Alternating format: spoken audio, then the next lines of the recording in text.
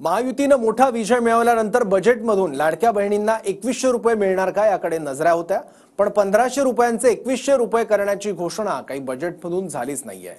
तर आपण तात्काळ सरकार आल्यावर 2100 रुपये देणार असं म्हटलं नव्हतं असं अर्थमंत्री अजित पवार म्हणाले। पाहूयात। 2100 रुपये देऊ लाडक्या बहिणीला जर आम्ही सत्तेत आलो देण्याच्या संदर्भात नाही म्हटलेलोच नाही। सत्तेत आल्यानंतर लगेच देऊ असं म्हटलं होतं। लगेच देऊ म्हटलेलं नव्हतं। माझं तुमच्या जाहीरनाम्यात अहो माझं एक उदाहरण दाखवा।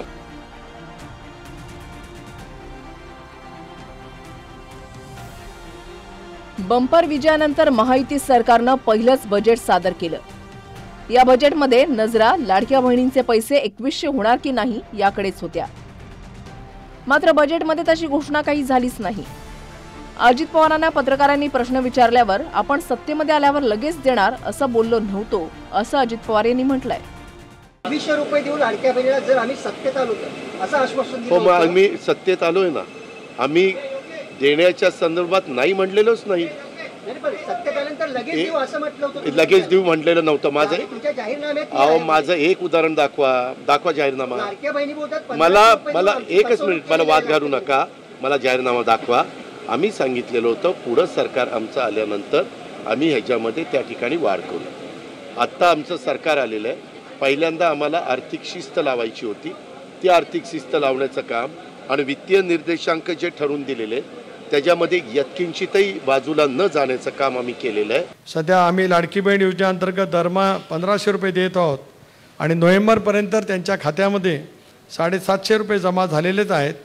येत्या निवडणुकीमध्ये महायुती विजयी झाल्यास या मासिक रकमेत 700 रुपयाची वाढ करणार आहोत। त्यामुळे पात्र महिलांना दर महिन्याला एकूण 2100 म्हणजे 2100 रुपये त्या ठिकाणी मिळतील।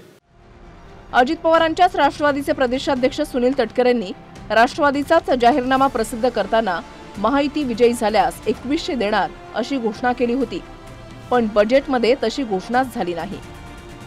लाडकी बहीण योजनेसाठी 36,000 कोटींची तरतूद करण्यात आली, पण जाहीरनाम्यानुसार 1500चे 2100 रुपये करण्याची घोषणा झाली नाही। त्यामुळे तुर्तास लाडक्या बहिणींना महिन्याला 1500 रुपयेच मिळणार। बजेटवरून उद्धव ठाकरेंनी सुद्धा हे लाडक्या बहिणींचं बजेट नाही तर लाडक्या कंत्राटदारांकडे लक्ष असल्याची टीका ठाकरेंनी केली। आजच्या अर्थसंकल्पात आहे तरी काय, तर सर्वसामान्य जनतेसाठी तसं काही नाहीये, पण कॉन्ट्रॅक्टरसाठी भरपूर काही आहे। मुंबईमध्येच 64,783 कोटीची कामं, विकास कामं। हा कसला विकास होणार आहे, कोणाचा विकास होणार आहे? सरकार का जो ध्यान आहे लाडकी बहिणा की ओर नाहीये, लाडका कॉन्ट्रॅक्टर की ओर आहे। त्यांचे लाडके कॉन्ट्रॅक्टर ही योजना आहे, तिने हा सगळा अर्थसंकल्प घेतलेला आहे। लाडकी बहीण योजनेला लाडकी बहीण असा अंदाज केला होता आणि त्याच्यात जर 2100 त्याच्यात असं आहे की त्या संदर्भात निश्चितपणे आमचं काम चाललेलं आहे। बघा, शेवटी बजेटचा बॅलन्स ठेवणं हे देखील महत्वाचं आहे। जर आपल्याला सस्टेन पद्धतीनं आपल्या योजना चालवायच्या असतील तर आर्थिक शिस्त देखील आपल्याला ठेवावी लागेल। 3% वर जाता येणार नाही। आता आपण मागच्या वर्षी 2.9 पर्यंत चाललो गेलो, म्हणून आता थोडं कमी आणून 2.76 पर्यंत आपण आणलेलं आहे।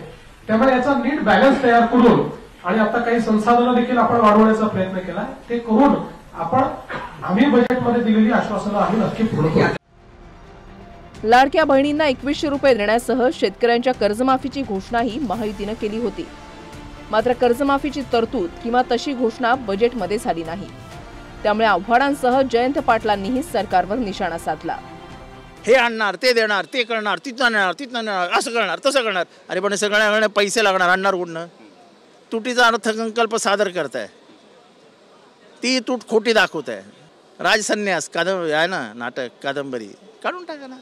जर बजेटला तुम्हाला एका शब्दामध्ये सांगायचं असेल, वर्णन करायचं असेल तर जितेंद्र आव्हाड याचं वर्णन कसं करणार या बजेट? बेवफा हरगिज न थे पर हम वफा कर ना सके, एवढंच दादा म्हणू शकतात आता की शेतकऱ्यांची कर्जमाफी ही सरकार जाहीर करेल, पण सरकार ही कर्जमाफी आज जाहीर करू शकलेलं नाही।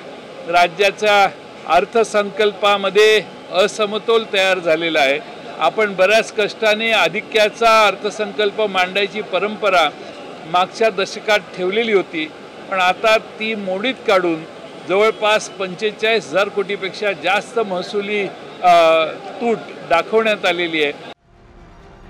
महायुतीच्या जाहीरनाम्यामध्ये शेतकऱ्यांची कर्जमाफी आणि लाडक्या बहिणींना 1,500 रुपयांचे 2,100 रुपये याच 2 महत्त्वाच्या घोषणा होत्या.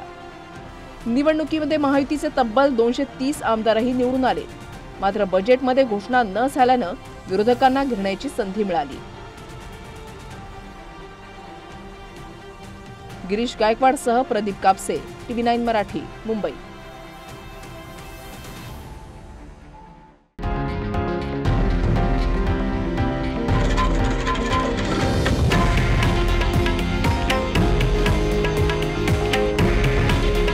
हे आहे देशातील नंबर 1 न्यूज नेटवर्क आणि आपण पाहत आहात TV9 मराठी. काळजी तुमची, हित महाराष्ट्राचं.